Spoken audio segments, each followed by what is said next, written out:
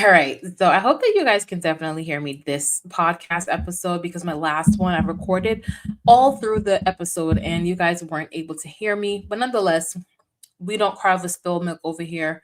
We get back up and we keep on moving. So the question that I want to start out today's show with is what would you do if your husband was a drug addict? Do you till death do us part? Or do you say, I gotta get on up out of here with the quickness? Like I can't stay around here too much longer. What do you do? That's honestly the question that Amy is being faced with as it relates to Dwight Howard. But we're gonna jump into that story. But before we do, we have a couple other stories that we're going to jump into. Also, with Rihanna and that whole debacle of that stranger who shot up her house 10 times, we have to even get into that. So let's start off today with Dr. Dre. Dr. Dre's in the building, and Dr. Dre has officially become a billionaire, according to Forbes 2026 list.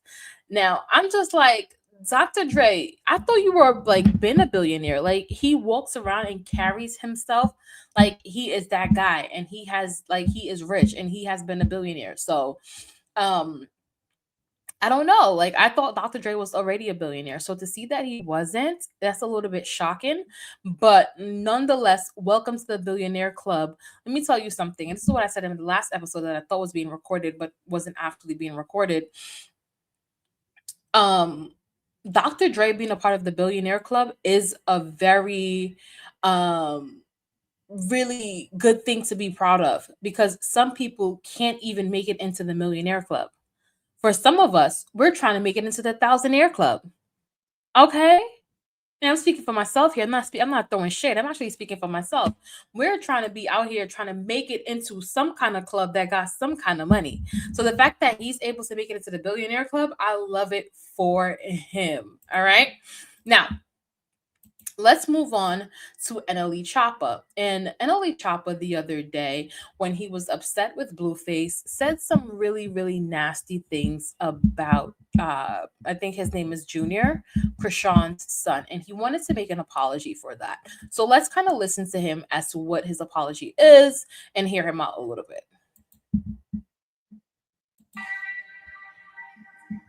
I genuinely apologize for what I said about your beautiful baby boy.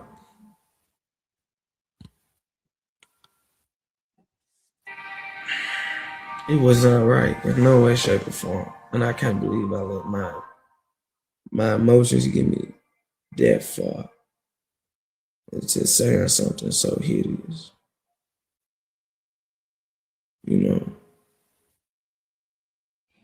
You didn't deserve that. I see you trying to go to church. I see you trying to walk. I see you trying to be on the right path. I see you trying your best to be great. I see you trying to Christian Rock. I genuinely apologize for what I said about your beautiful baby boy.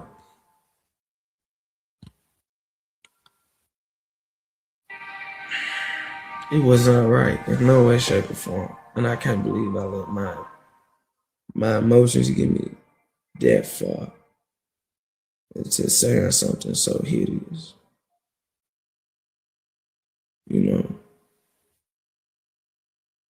You didn't deserve that. I see you trying.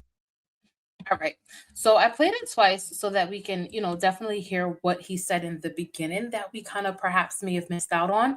So this is NLE Choppa saying, hey, look, Krishan, I see that you have been doing so many things to better your life and better who you are. So it was a little bit lowbrow for me to go ahead and say all those hurtful things that I said about your son. I shouldn't have, and I apologize from the deepest parts of my heart. Now, I do have to be completely honest. I was one of those people who saw what he said, and we're going to get into it in a little bit so that you too can see what he said. I saw what he said the other day about Krishan's son, and I was like, hell no. Hell no. Because you are able to beef with someone without getting their kids involved. You should have the wherewithal to say what you need to say to someone else, man, be it man or woman, without including their child, because their child did nothing wrong to you, right? And I just thought it was so lowbrow for him to do it. But nonetheless, he is apologizing. So we are going to, definitely accept the apology and not ruminate on what he said before. But we most certainly are going to listen to it. Yeah, Charles Barkley, put your hand up, nigga. Take a step, Charles. Yeah. What's up with your son, nigga? Pussy, nigga, handle me in the streets, nigga. Y'all keep playing with me. I ain't playing. You think this shit funny games and entertainment? I'm dead serious, nigga. Put your son beside my son, nigga. Put little Charles Barkley beside Chosen or Icon. Yeah, nigga. Your priority fucked up. Go worry about little cripple, nigga. Yeah, nigga. Yeah, I'm out of pocket, ain't it? Stop. Very much so, and that was the part that got me when he called the baby little Mr. Cripple. At the end of the day, we all know that there's something going on with Krishan's child, right? However, whatever's going on with her child, she's trying to move forward and trying to do better and trying to be a better mom. So let's allow her space and grace to do that. Whatever has been done has been done. We don't need to go and drudge up old things. So him referring to the child as, and I'm not going to say that word again, him referring to the child as what he referred to the child as was just very, very distasteful. And it leaves me in two spaces. It leaves me in, I'm happy that he was able to apologize, but now I know that Enoli Choppa, his character is definitely flawed to say that about a child. Like, you should be able to talk to Blueface, square up with him, level up with him, have those conversations with him without having to talk about his child. And if you're going to talk about a child, at least talk about a healthy child. Don't talk about someone who you know is going through some things and use that against them health wise. I just didn't like that. But like I said, we're not going to linger. We're not going to, condemn him for this. We're just going to accept the apology and move on. Now, remember, I just asked you guys the question. The question that I asked you guys was, hey, if you found out that your spouse was doing drugs, or if your spouse does drugs, what is going to be your response? Are you going to stay with them forever till death do you part, or will you walk away? So Amy is being faced with that question, and I'm going to play for you guys the clip that she showed us, the drugs that Dwight Howard uses. Not him. This is not Dwight. This is trauma. This is everything he's been through, but just not the kids. I have to advocate for the kids. And I can't go down for what he's doing. So they took our daughter. And I'm just sitting there like, do I speak up? Do I be quiet? What do I do? But I caught this man. I caught this man forcing our 12-year-old son to cover for him, his son, to cover for him. He had him lying. I recorded it. He was coaching our son to lie on me, and I had to record it. And it's this. I try to tell everybody he needs some help. All right. So this is the part that I want you guys to take a look at really quickly, right? Because of course they have family drama, but which families don't have drama? But not everyone is out here doing drugs. Now, this is the Shade Room, and the Shade Room, if you're familiar with them, they don't play when it comes to drugs, weapons, and things of that nature. They're always going to block those things out from their videos or from their network, from their social media, just so that everything will run smoothly over there. So they had to block out. Do you see this big gray box that they had to use to try to block out that big, huge bag of cocaine? And I saw it for myself. So you're telling me that one person need all of that cocaine? You're crazy. And ain't nobody would have listened because he got the money. I can say whatever, y'all don't understand. I live with him. He needs some help. And this is it. This is not him. This is not Dwight. This is trauma. This is everything he's been through, but just not the kids. I have to advocate for the kids. And I can't go down for what he's doing. So they took our daughter. And I'm just sitting there like, do I speak up? Do I be quiet? What do I do? But I caught this man. I caught this man forcing our 12-year-old son to cover for him, his son, to cover for him. He had him lying. I recorded it. He was coaching our son to lie on me, and I had to record it. And it's this. I just wanted to get back on the screen. That big bag of cocaine, I just wanted to get it back on the screen. Now, with that being said, right? Let's talk about it. Every single family have their family issues. No family is exempt from it. The mama don't like the daughter don't like the mama, the daddy don't like the son don't like the daddy. Family is going to be family, and we're going to have our issues. We all love each other, but there are character flaws that we don't like about each other. Your people are going through custody battles every day, day in, day out. A lot of things are going on. However, this is unacceptable. Cocaine use is unacceptable. Crack use is unacceptable, at least in my household. I'll accept a child. I'll accept cheating. I'll accept a lot of things before I accept drug use. Because drug use, I find that you and your partner are inseparable. You and your partner are one. So if you're putting that in your body, I don't know, like, and I know I'm not doing it, but I just don't want that close to me. I don't want that in my house. No, it can't be close to my children. It can't be, and that, like that, I've never seen cocaine in my life for real, in person. I never want to see it. I never want to expose myself, my children, or my family to it. So that is a reason for me to leave. So I get it that they have a lot of things going on, custody battles. They have a lot of different things going on with his other baby mama, with his ex-wife, Royce Reed, because, you know, she has to also interject into the conversation. But I'm just like, girl, put your stilettos on and walk out of that man's life. And then just after she drops this video, he then goes and he files for divorce. Just a couple hours later, not even 24 hours later, this man had the divorce papers drafted and filed. Are you? And it was just like, hold on, who's in the wrong here? Is Amy in the wrong, or are you in the wrong for doing drugs? So it just all baffled me. And I was like, what the heck? And let me tell you something. After all of this, after his wife was seen crying in the car, talking about exposing him for doing drugs, let me show you what he was doing. This was him at a basketball game.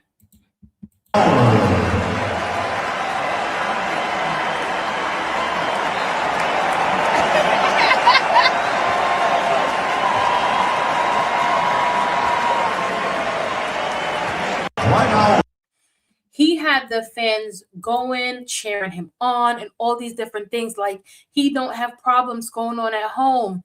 Amy just exposed you for being a cokehead, and you also let me not use that word cokehead, but Amy just exposed you for being a drug addict, and you're filing for divorce, but yet still you out and about doing all of this. It makes me question what else you've been doing, and we've just been thinking everything is so fine over there in the Dwight Howard household. But of course, his ex-wife, Royce Reed, had something to say, and let's kind of listen to what Royce Reed had to say and give our opinions on that as well. Amy thinks like, oh, okay, he's filing for divorce. I'm sure she's like, because she didn't plan on leaving. Let's just put that out there. This happened early last week. Y'all just hearing about it. Yeah. But how you know?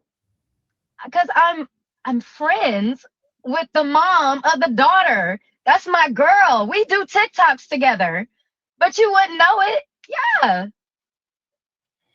We have been like, When I tell you I have held this woman through tears because she's fighting for her daughter. And this man is out here just lying on her. But it's not even just money, it's his connections. All right. So, real quick, before I allow Royce Reed to finish, I do have something that I have to say about Royce Reed's involvement in this situation.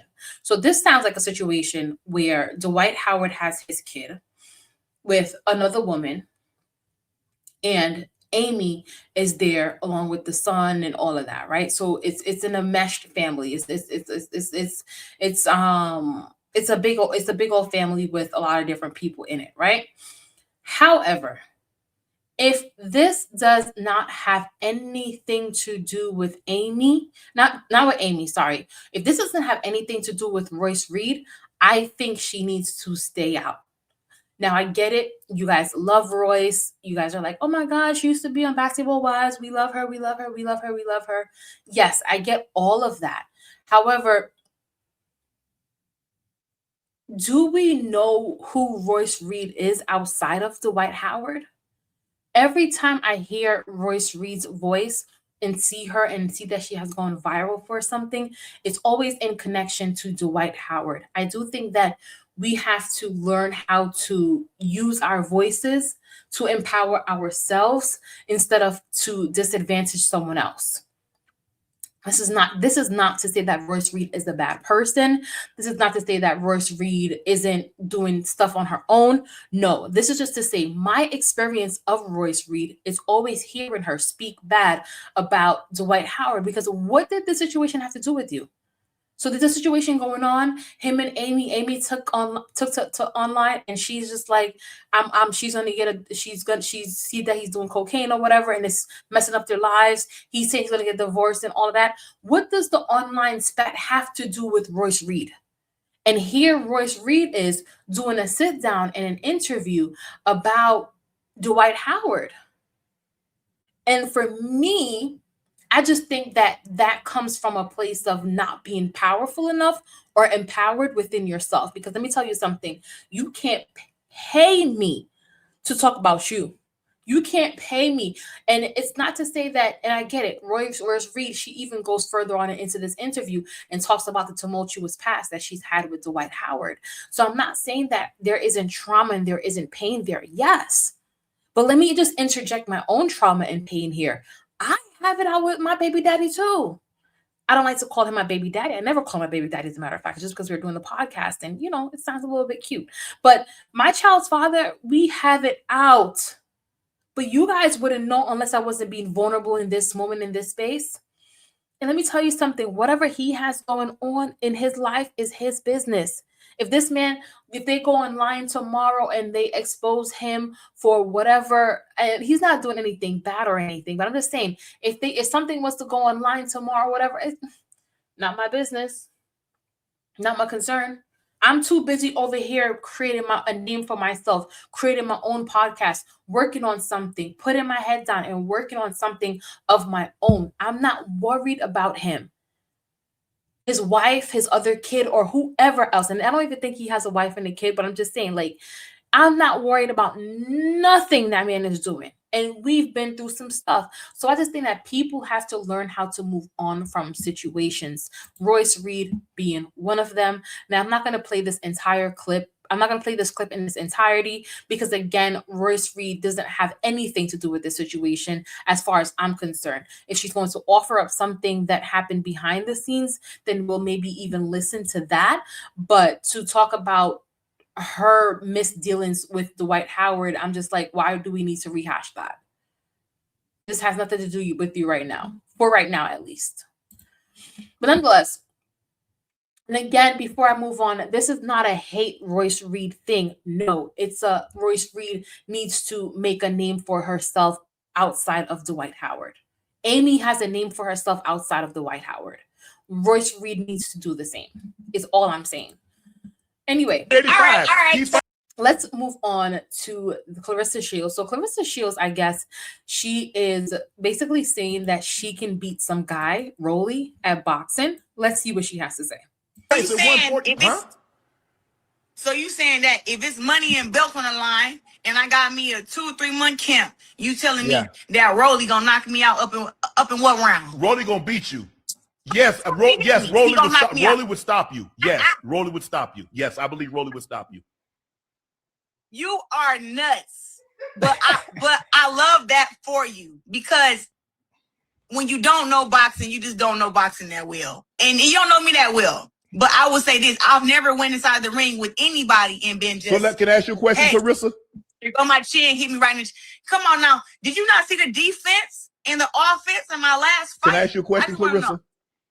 Can you answer the question? Did you not see the offense and defense? That was against Franchon. This is Rolly, a 3-division champ. Listen, I think Shannon Sharp is trying to talk sense into Claressa Shields, and she's not getting it. Because here Claressa Shields is talking about fighting a guy. Fighting a man, going up against testosterone. Now, I'm not saying that Claressa Shields and her hands aren't good. I'm saying Claressa Shields and her hands are actually lethal. So if Claressa Shields was to go up against your regular, average Joe Schmo out on the street, she could probably take him. She could probably take him all the way. However, to go up against another well-trained boxer who knows your tricks, who knows the skill, who has the same skill as you, who has the same knowledge as you, who trains just as good as you, and he's a man, and you want to do what? Let me tell you something. Have you ever been knocked in your face by a man? I remember I was a kid. This wasn't well, let's not talk about adult stuff, but this happened when I was a kid. When I said I was a kid, I was about 11 or so. And I remember there was this African kid. His name was Mustafa or something like that. And I was being annoying. I was being obnoxious. I was being annoying. And that man, I was being annoying, harassing him or whatever. That man turned around real quick. That little boy turned around real quick, gave me a jab, boom, right into the center of my face. Sent me crying.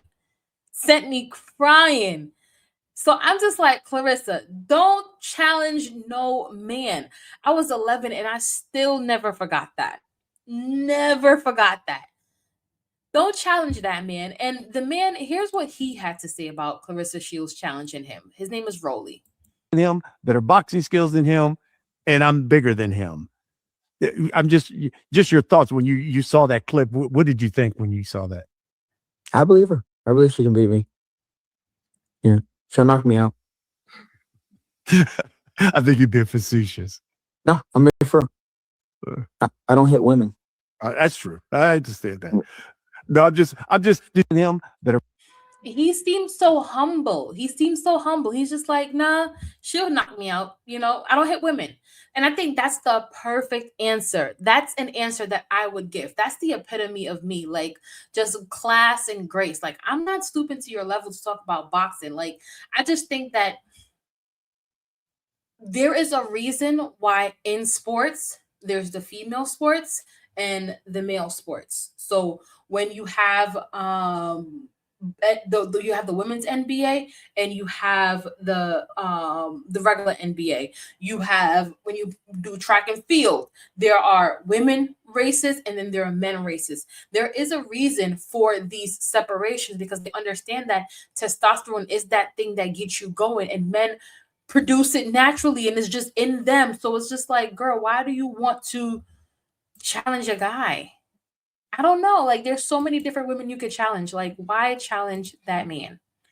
But nonetheless, let's talk about Chrisean Rock, right? So Chrisean Rock has been someone that everyone has taken to talking crap about, saying a lot of bad things about her. And of course, her life that she used to live before, partying, drugs, fighting, drinking, all about the alcohol, all about the fame, all about the fortune, all about the rapping and stuff like that. So that lifestyle that she used to live, of course, I think it gained the wrong audience, gained the wrong following. But what I want to commend Krishan on, which is the reason why I've brought her up here on the screen, I want to commend her on just doing a complete 180 on her life. She's not doing the smoking. She's not doing the drinking. She's not doing the fighting. She's not doing the drama. She's not popping up on everybody's podcast every 2 to 3 business days. She's putting her head down and she's working on her boxing. She's working on being a good mom to her son. You see her now, she's posting her son a lot more. She's gotten comfortable with putting him out there despite, what the fans are saying, and we're going to ignore that. And if you are a fan that wants to say negative things about Krishan Rock's son, I want you to think twice before you do that and understand that he is a child and Krishan just needs help raising her child. Whatever was done before has already been done. All we can do is move forward, right? Now, with that being said, I just feel like Krishan has done a complete 180, just putting her head down, not arguing, not fighting, not doing the baddies. Really and truly, just a complete 180 focused on God. And I love to see it. And I think she needs to be applauded because at the end of the day, girl, you're doing your damn thing. Your damnedest thing. And I love it. So just kind of wanted to highlight Krishan Rock really, really quickly. And wait, where is that thing? Okay, here it is. Wanted to give Krishan a quick little applause. So I have a couple sound effects. Let me just go a little sidebar. So I have this the streaming app. It has a couple side effects on it. So we're about to start using some side effects. So let's get the drum rolling. All right. So the next topic that we're going to be discussing, I'm so obnoxious. The next topic we're going to be discussing is Monique. And Monique pens a letter to Whoopi Goldberg. And it says, I was a little girl coming behind you.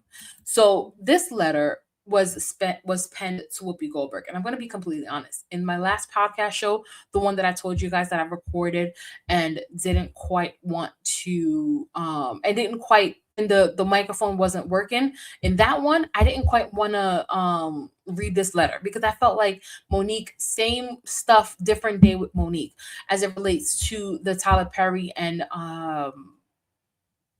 what's her name? Oprah Winfrey situation.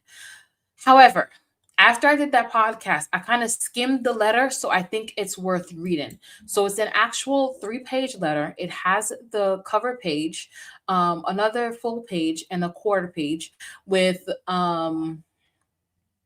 it's written in, I think, Times New Roman font 12. And for those of you who are watching, I know that you guys can see the cover page here, but I'm just being very detailed for those people who are online. So it says, an open letter to Sister Whoopi from Monique, because I was a little girl coming behind you. So it says, hello, Sister Whoopi.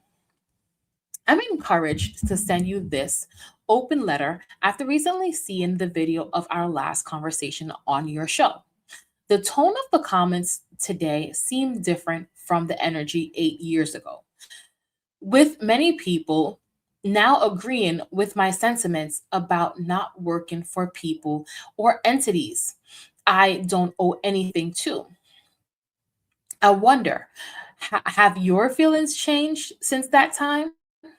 So I'm going to go through it paragraph by paragraph, but here she is asking Whoopi Goldberg, like the climate, the context have changed. A lot more people are speaking up saying, look, if I'm not getting paid for this, then I'm not going because you're not entitled to my time and things of that nature. Right. So she's like, okay, well, since the climate have changed and a lot of people do now side with me, have your tone changed since our last interview? And of course, we're going to take a look at that last interview. The letter continues to say, I was also intrigued to learn that in 1993, which I'm going to stop there. Monique, why are we bringing up things from 1993? We are in 2026. But nonetheless, she says, I was intrigued to learn that in 1993, there was an attempt to sue you regarding Theodore Rex because it was alleged that you had made a verbal commitment to the film. Your defense was that you never actually committed. You can imagine how confused I was when I discovered this, especially since when I explained that my only contractual obligation was to Lee Daniels, it didn't sway your opinion enough to stop you from saying you could have schooled me on doing what they expected from me. So here she is saying, okay, well, you know what? After we did that interview 8 years ago, I saw that you had some contractual agreements too, and you didn't keep up to those contractual agreements. So it kind of confused me why you would have told me that you were going to school me on keeping contractual agreements when you don't keep contractual agreements, is basically what she's saying. All right. So she continues by saying, even though Tyler Perry privately admitted on audio that he was wrong for saying I was difficult to work with, to this day, he has not publicly corrected it.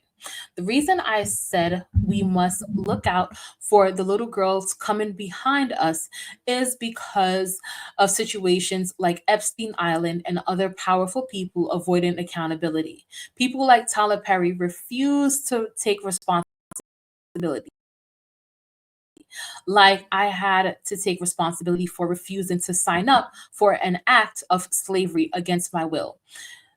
Oh my God, this is why I didn't want to read it in the first podcast episode that I did, because it's given nice nasty. Like, how did we get to Tyler Perry? And how did we get to Epstein Island? And how does Tyler Perry compare to Epstein Island and all these different things? And I know you're going to say that, like I know she's going to say in her interview, because I watched it before, like if she would have went and had sex with all these different people and did the things and did the go along to get along thing, then she wouldn't have been in the situation that she was in. But at the end of the day, like, I don't think it's fully all what she's saying. Because even the act, right? And I'm someone, let me just say this really quickly. I'm someone who have entered into an industry of TMZs, of shade rooms, and of all these different T pages and stuff like that, and people who drag people, right? And I've made it a mission of mine, and sometimes I slip up. I'm not perfect. Sometimes I do slip up, but I made it a mission of mine to not drag people on my platform. I made it a mission of mine to not talk down to people on my platform. However, again, I'm not perfect, so things may happen. So what I'm about to say is constructive criticism before we finish reading this long ass letter that Monique wrote to Whoopi Goldberg. So what happened all those years ago was that Monique did the movie. Promotion was not in the contract. They contacted Monique to do the promotion. Monique didn't want to do the promotion. Later on, Tyler Perry said Monique was a difficult person to work with. And I guess she said that they blackballed her. Tyler Perry and Oprah Winfrey. I don't know why I keep losing her name, and Oprah Winfrey. But nonetheless, I feel like Monique conflates being right with not being difficult. And I do think that you can be right and still be difficult. The way that Monique has spoken about this and has dragged this situation out for years upon years upon years tells me that she has a difficult nature within her, because people who are easygoing, people who let things go, people who are easy to deal with would not be talking about this thing years and years and years and years and years and years later. They would have let it go by now. They would have moved on, and they would have just chucked it under something under their belt that they had to deal with. I feel like if Monique feel like she's still being blackballed to this day, it's because she won't let go whatever this past history stuff is.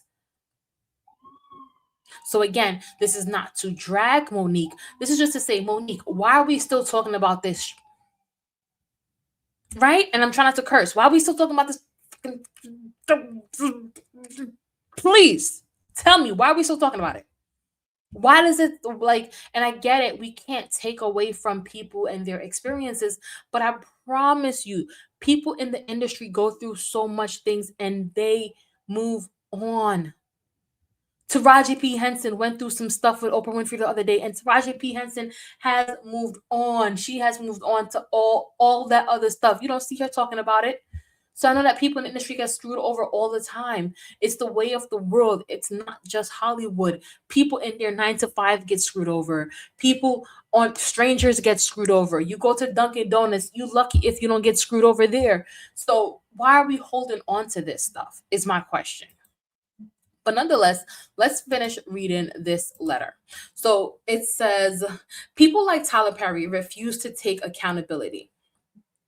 While I had to take responsibility for refusing to sign up for an act of slavery against my will.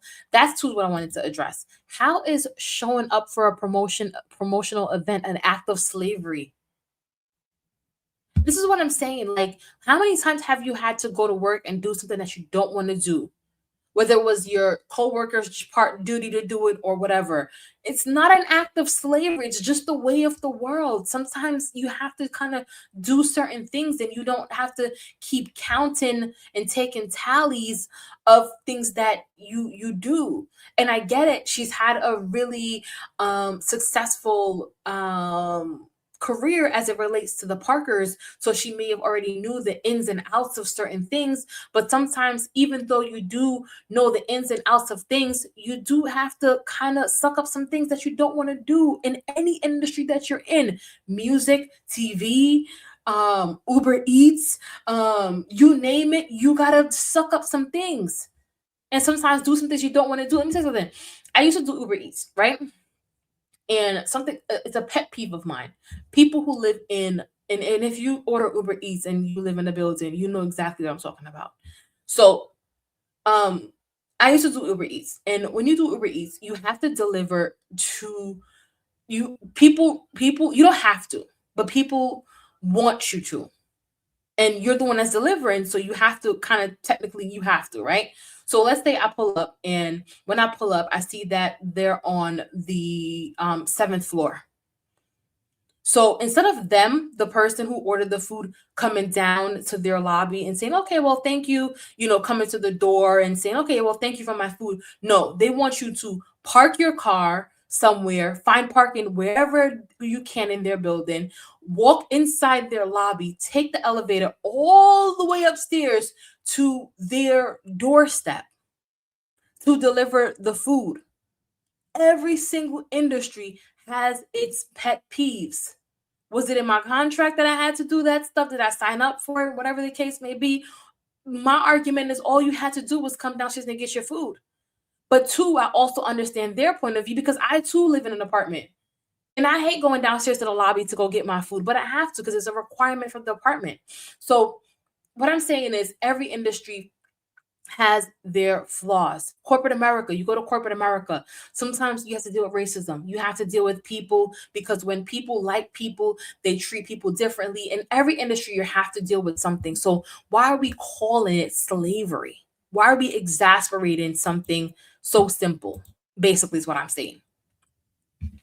And then she continues to say, now, I don't know in your opinion, I don't know if your opinion of my actions was influenced by your former executive producer, Candy Carter's relationship with Oprah or by your professional ties with Tyler Perry. But what is interesting is hearing you speak about the importance of standing up for what's right. My question is your stance truly about standing up against what's right?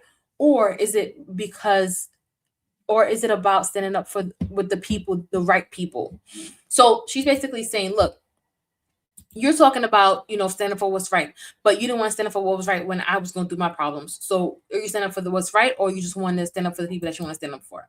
Now, this is the that Monique is referring to from 8 years ago. Let me just add that caveat on it. I've done my job, and they all agreed. And this is what happens, in my humble opinion, when you don't go up to the hotel room. See, when I think about those women that Wait, said, I'm going to stop you. Okay. I'm going to stop you. Okay.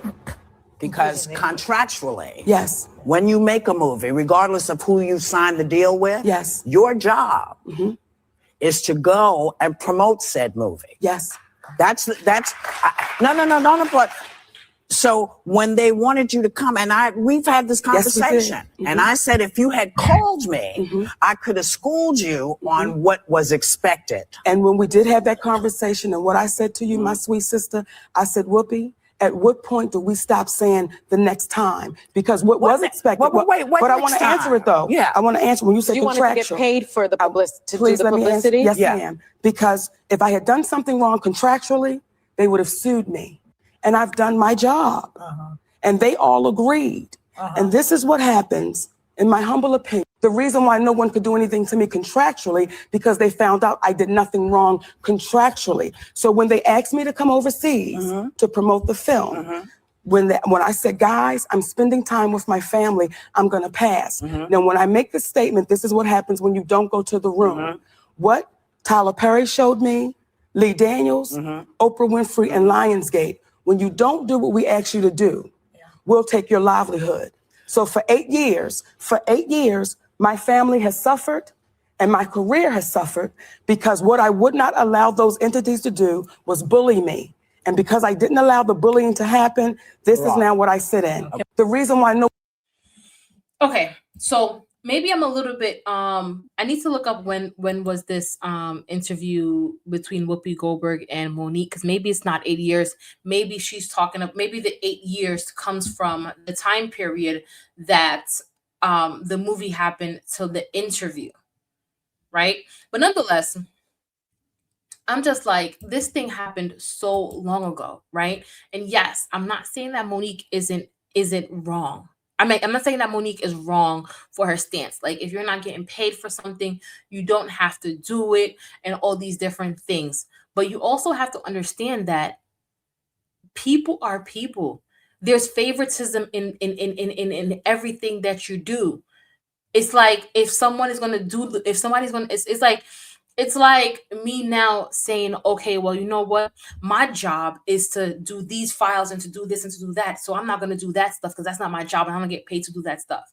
If they're going to find somebody who can do that stuff plus their job, they're going to like that person better because that person is doing it. It's whatever industry. If you work for Amazon, if you can deliver 200 packages while the other guy is delivering 100 packages, they're going to favor the guy who's doing a little bit more. That's just the industry that that's just the way that in every industry works. So I get it. She might be right, but I just feel like technically life is life, and to make it such a big thing, that's the thing that rubs me the wrong way. The fact that Monique has made it such a big thing, like it's okay to go through things, get screwed over, learn from it, and move on. She doesn't understand the concept of moving on, because what does talking about Lee Daniels, Oprah, and Tyler Perry do for you today? Other than blackball you even more than you've already been blackballed, because people are now looking at it in a certain way. And again, like I said, being right and being difficult can both exist, right? Those things aren't mutually exclusive. They're definitely inclusive. You can be both. So with that being said, producers, directors, filmmakers, writers. Oh, do you want to call Monique? You know, Monique is going to be really good for that film or whatever. Probably not.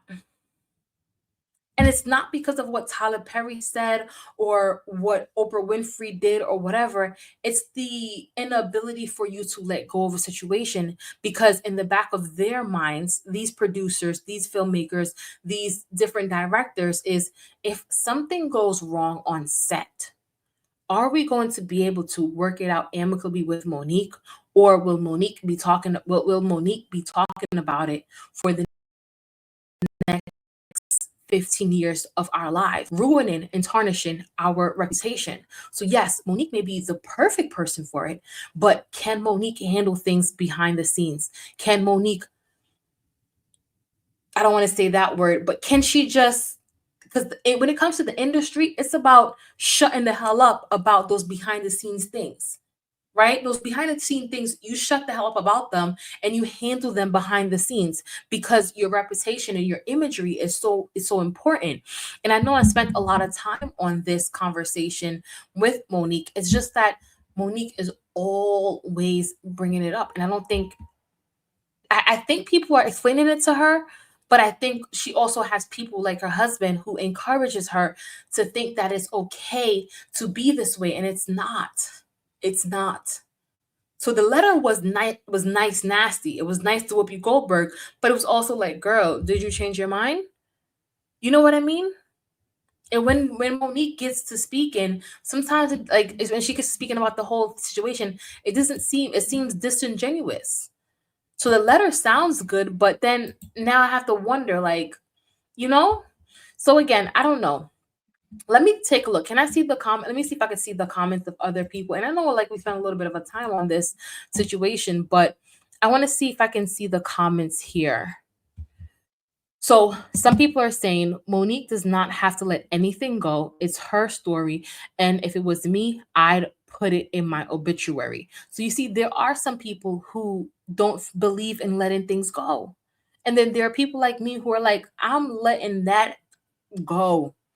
I'm letting that crap go. I'm not holding on to it. Someone says, grudge holders, Mount Rushmore. We have Monique, 50 Cent, Michael Myers, Dallas Cowboys fans reminding us of their past wins 500 years ago.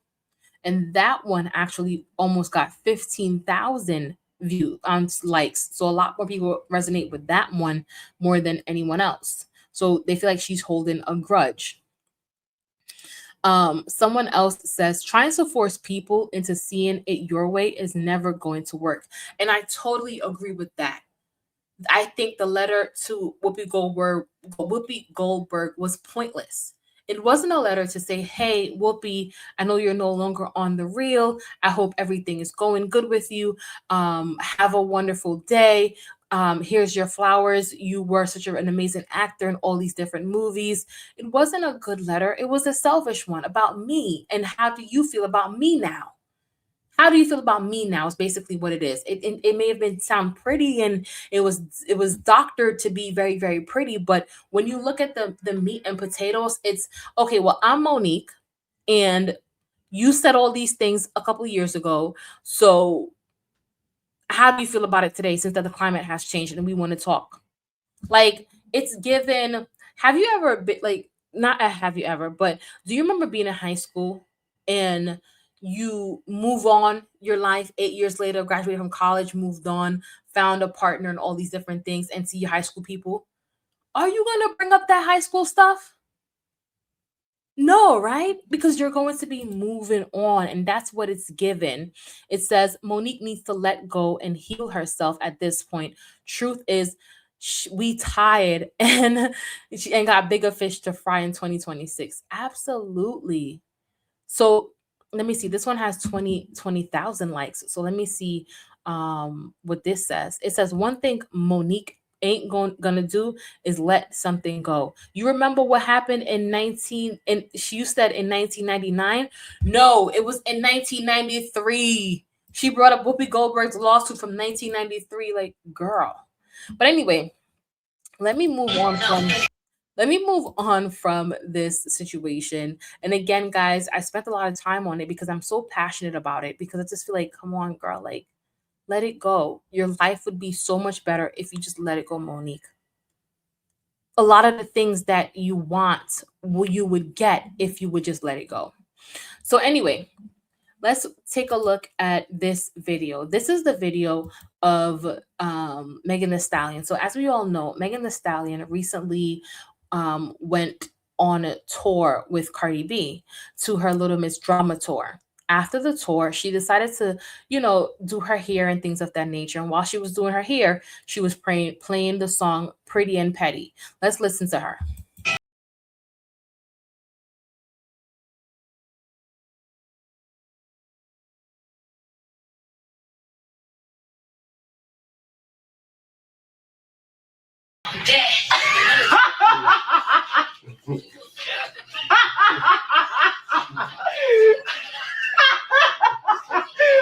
Why would you say that?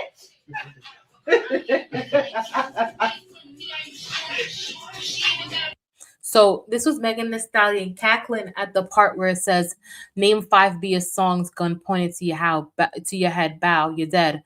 So Bia took to the internet and she did this. She's like, "I'm petty and I'm pretty and petty too," and she posted a picture of her with this song attached. She was lying on your dead mama. I'm on your dead mama, lying on your dead mama, lying on your dead mama, lying on your dead mama, lying on your dead. So let's talk about it, because I'm just like, at the end of the day, we can't get mad at Bia because, you know, she kind of started it a little bit.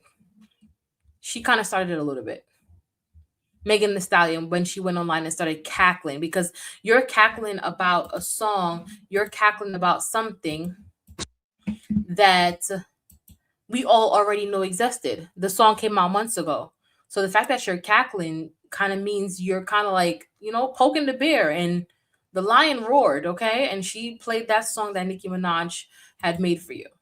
Nonetheless, this is the epitome of leave people the hell alone, because when you leave people the hell alone, you don't get in situations like this. Ari? Now, DJ Academics took to the internet to call Ari Fletcher a promiscuous girl. Let's use that word. Right? And let's listen to what he had to say. She said Ari fucked her dude. But Ari fucks everybody, guy. Like, come on. Like, Ari's like community pussy. Like what? Right? Like, everybody fuck Ari. When I'm talking about the popping rappers, like, nigga, like, half of Atlanta fuck Ari. You know what I mean? Like, this is what it is. That? So, I just heard about, like, some new nigga who fucks. I'm like, oh, word. For real? Like, the only question I asked him, like, wait, he bought her something? Or he's just like, fuck. Oh, I bet you. I got it. So she was trying to expose Ari recently, saying Ari's the whore, and it was, you know, when she was doing it, it was making her look like the good girl.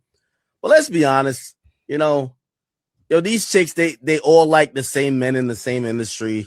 I'm not saying she has a history. I don't know who else she's fucked, but based on this video, you could probably tell what she's on, man. Like, she's on the same thing.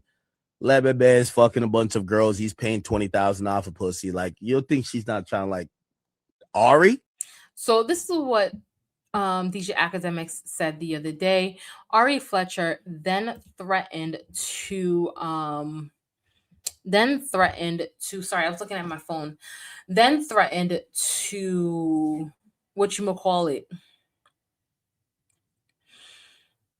to sue him for the big bucks. So let's take a look as to what he had to say about her jumping into his DMs. Yo, Ari going DM. I didn't even open her DM, bro. Like, she's still on scene. Like, she's not even on scene. Like, she's still in the request. She was like, I know some stuff about you, too. All of these joints, yo, chat, keep it a bean. Y'all just seen with the Samaya joint. Because y'all just started admitting that I always, like, come on, bro. They don't like when I say it. When everybody else say it, they be like, oh, whatever. When I say it, they be a little bit spicy. I get it. But I knew Ari was on some bullshit. Let me tell you this. Yo, chat, I think Ari be doing some broke niggas. Like, Ari, like, I don't know who you think you fucking with. I'll go whatever for you and win.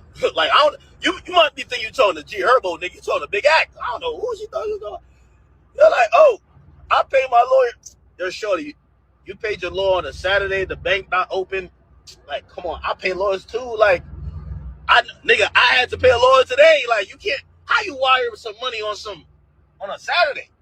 Yo, Ari going DM. I didn't even open her DM, bro. Like, she's still on scene. Like, yeah, I paid my oh, she talking that bullshit. I'd be scared. Okay, I got you. Yo, shorty said, I just sent my lawyer like 100. Yo, gang, what bank are you sending it to? Like, bro, like, you got Wells Fargo? That shit don't work. There's nothing that get processed. Nigga, I could, well, I mean, we're not talking about banking shit, though. Bro, you can't wire no $100,000 on a Saturday, bro. Like, what's up with you, bro? When somebody tell you you're getting sued online, you're not getting sued. Like, yo, when you're getting sued, you don't get told in DMs, nigga. Like, you just pop up. Like, trust me, ask Rock Nation. When they suing people, nigga, somebody just pop up to your crib. Like, yo, you been served. That's it. Jody was trying to argue with me. Like, she thought I was Moneybag Yo. She's like, yo, I know some stuff about you, too. Yo, gang, DM that to Moneybag Yo, bro. Get on my DMs. Get on my DMs. Not doing that with you. Yo, I just sent my lawyer $10 million. Bro. Yeah, I paid my Oh, she talking. Y'all wanted me to respond 2 days ago. That was Saturday. Yesterday was Sunday. But she started talking tough. Like, I don't know who she been dealing with. I think she been doing like, I don't know. Like, I don't know. You gotta have that energy for Jada Waiter or something. Like, I don't know who you think you are. Like, she started talking to me like we was on Zeus. I'm like, is this chick serious? Yo, shorty, I'm gonna take it to hell. Bitch, you in hell already. What you talking about? Not playing. You know, I've been trying to chill. These chicks, you know, because I'm tired of the reputation. I'm not crashing out no more women no more. Like, I love women. I said some, bro, like, I said some. All right. So I've tried to watch the video for as long as I can. And again, guys, this is the second time I'm watching these videos over because I literally went through the entire podcast last time and the volume wasn't working. And yes, I'm being Monique in this show. I am bringing that thing up 20,000 times. But nonetheless, so to kind of talk about it a little bit, you heard what he had to say. You heard what DJ Academics had to say about Ari. She was very promiscuous. She was a H. She was a S. She screwed the entire Atlanta. So he had a lot to say about her. And Ari was pretty upset about it because she threatened to sue him.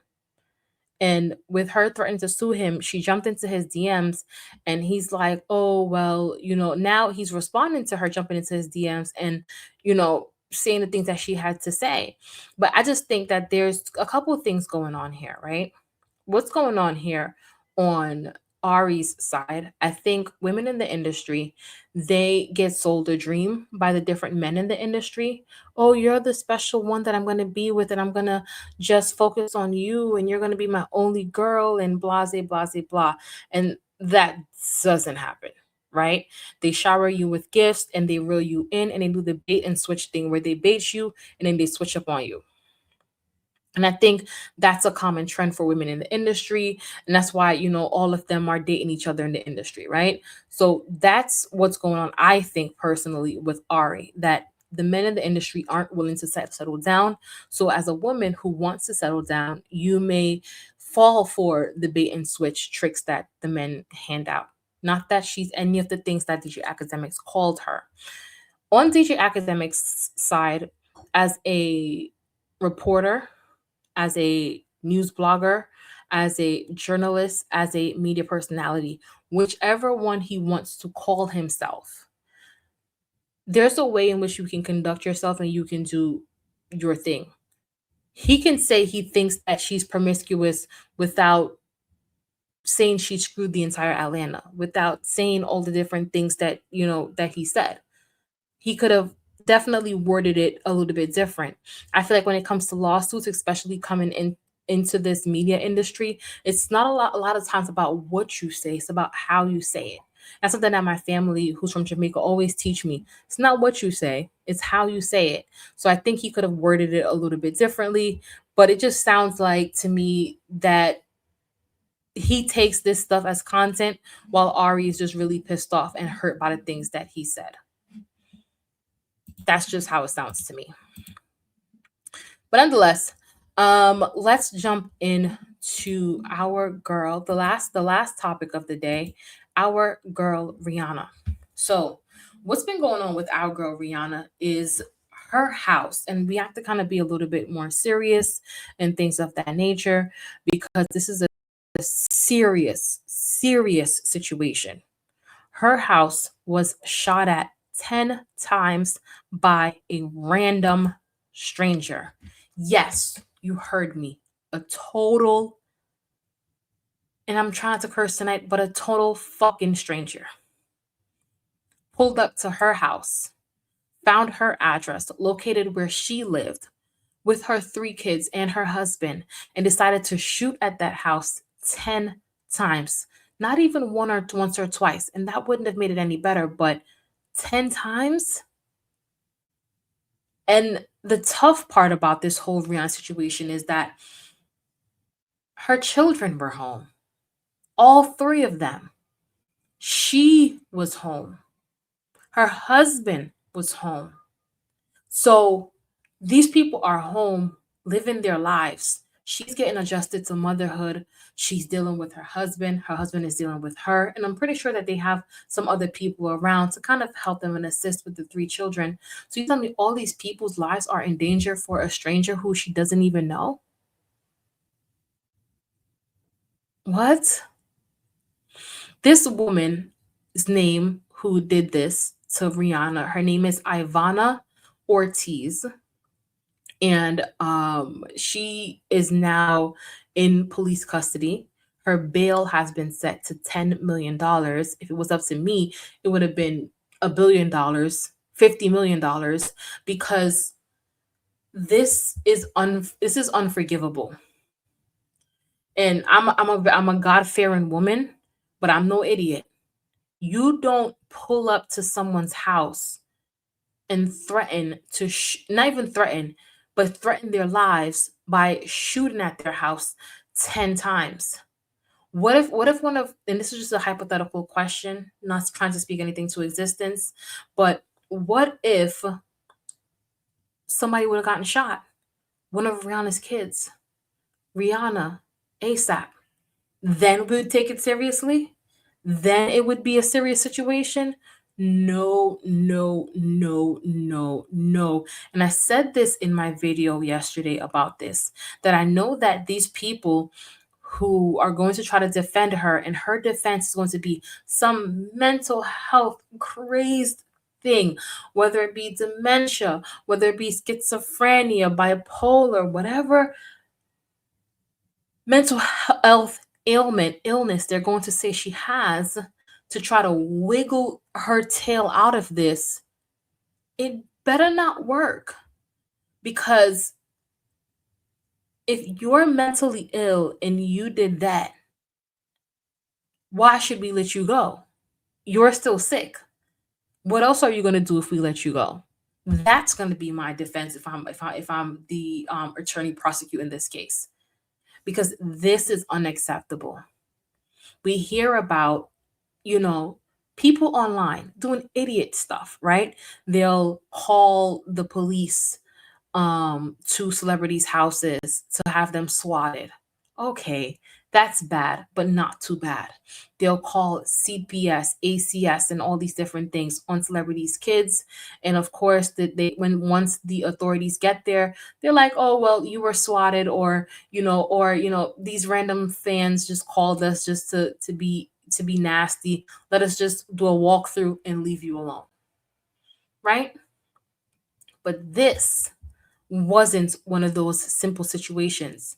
This was serious, very, very serious. And I want you guys to understand that. What if that was you in Rihanna's shoes? What if it was you? Like, you're at home, like, I'm home now. And what if you we're recording and you see 10 shots, pow, pow, pow, pow, pow, 10 rounds go off. My daughter isn't here now, but let's say my daughter and my man was here, and 10 shots just rain in through the window. That's a fucking scary thing to go through. So whatever Rihanna and her family's going through right now, I just hope that we can all rally behind her, support her, pray for her, because that is traumatic, not just for Rihanna, for her kids. Now that Rihanna's a mom, she's going to be like, whoa, like, what if something would have happened to my kids? Right? So I just think that we need to definitely treat this situation very, very seriously. I think a lot of times when people go through traumatic situations and they breeze out of it, and what I mean by breeze out of this is that a lot of none of the people in the house, they were injured. No one was injured. Then it's like, oh, well, they did the bad thing, but no one was injured, so we can move past it. No, this is not moving past, Because again, how would you feel if somebody showed up to your door and did that to you? And it shouldn't just only matter if someone was hurt. But nonetheless, that's what I have to say about this whole Rihanna situation. Good luck to Rihanna. Please keep Rihanna in your prayers, and just more blessings to her. I would move immediately to a more secluded place, to somewhere where it's gated and can't nobody get through, because your children, they do matter. But anyway, it's been a real show. It's been real. Excuse me, I may not have as much energy this show as I did last show, because again, I'm doing the same show twice, right? So I don't have that much energy. I just want to thank you guys so very much for tuning in, sticking around, listening to the podcast. I really do appreciate you guys' support. I hope that you guys are enjoying the show. Something that I really would like to ask you guys to do is, if you have stuck around this long, drop in the comment section. Let me know. Do you guys enjoy the show? Is the show a little bit off? What is the show missing? Tell me, just so that I can improve, because I give constructive criticism all the time to these celebrities. That doesn't mean that I can't take it. I don't do disrespect. I don't disrespect people, so I don't want to be disrespected. But just share your thoughts and comments about the show. Share your thoughts and comments about the topics, and just engage. I definitely read your comments. I may not text back all the time, because sometimes you guys will just share your opinions, and I've already shared mine, so I leave a safe space for you guys to share your opinions. But share your thoughts and your opinions on the videos and things of that nature. And if you're listening to me on the podcast, hey guys, what's up, what's up, what's up? But with that being said, have a wonderful rest of your day. Hasta la vista.